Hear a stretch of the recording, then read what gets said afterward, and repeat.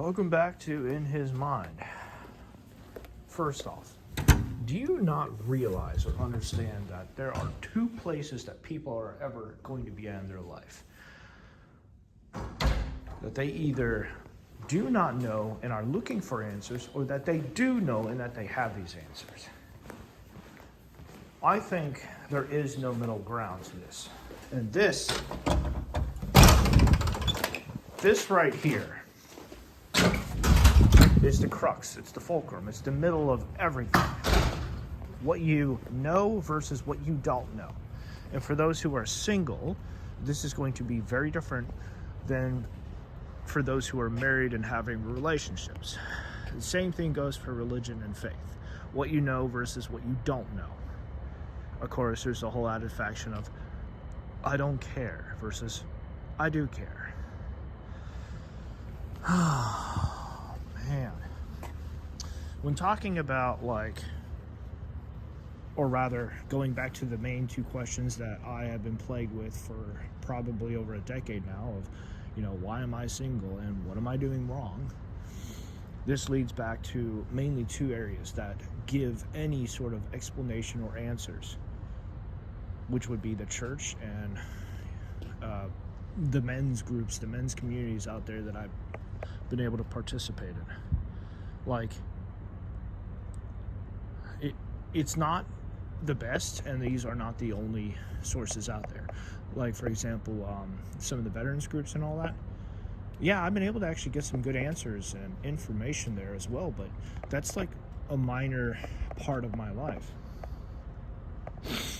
Of course, as I said, there are more, and you may be in a spot in your life where you realize that there are other groups and places to go get some of these needed answers for. And there is a minor footnote to add here as well. There's too many people who've had they've self-deleted and checked out of life because they either got no answers, no responses, no nothing, or they've gotten too much and they just said, I can't deal with this. And so they check out. You don't hear much about them because they gave up and they checked out and they don't leave much behind that says, I'm sorry, I can't go on for X, Y, and Z. I've seen a couple of these videos myself and I realized the importance of some of these channels and people out there like 21 Studios. I have a picture from 2-3 years ago about this guy in this one video of theirs that basically hugs his daughter goodbye and says, I love you and I'll miss you. And, the hardest part of everything is saying goodbye. Don't miss what I'm trying to say here, though. A good friend of mine, Matt McDonald. There's a lot of McDonald's out there, so I think it's okay to actually say the whole thing. I don't ultimately know why he self-deleted, but what I do understand from the conversations that I've had, and I distinctly picked up from the last couple of years that I was able to actually start talking to him again, a lot of the issues and struggles was tied to all of this, and the fact that he couldn't find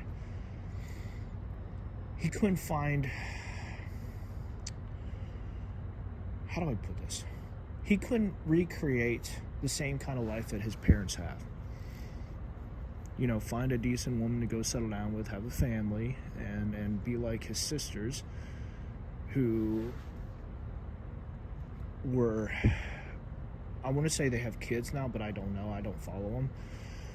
But basically to be in a better place.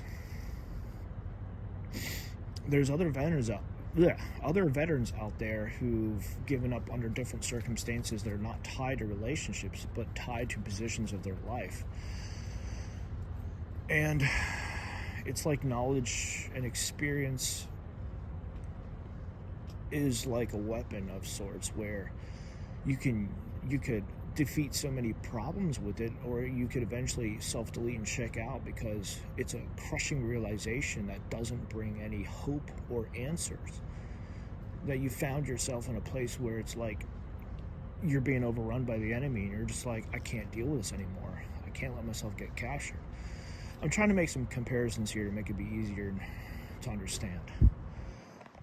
But all in all, the two places that seem to have the most information and knowledge for anything, either on the whole, like the spiritual side or physical side, is either the church or these men's groups.